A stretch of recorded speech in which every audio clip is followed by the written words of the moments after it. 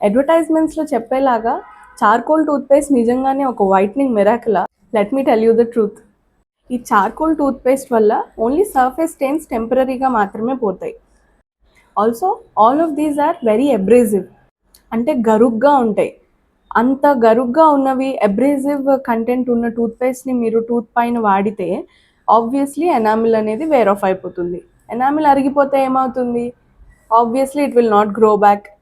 So over the time period sensitivity కూడా ఆటోమేటిక్గా develop అవుతుంది.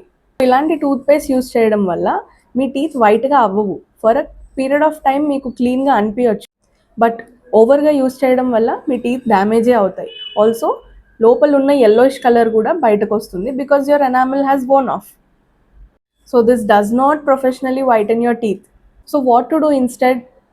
Use a fluoride containing toothpaste. And స్టెయిన్స్కి professional cleaning చేయించుకోండి. టీత్ వైటనింగ్కి సేఫెస్ట్ ఆప్షన్స్ కూడా ఉన్నాయి, but those should be done only under dentist supervision or in a dental clinic. I would say not all trends are worth trying.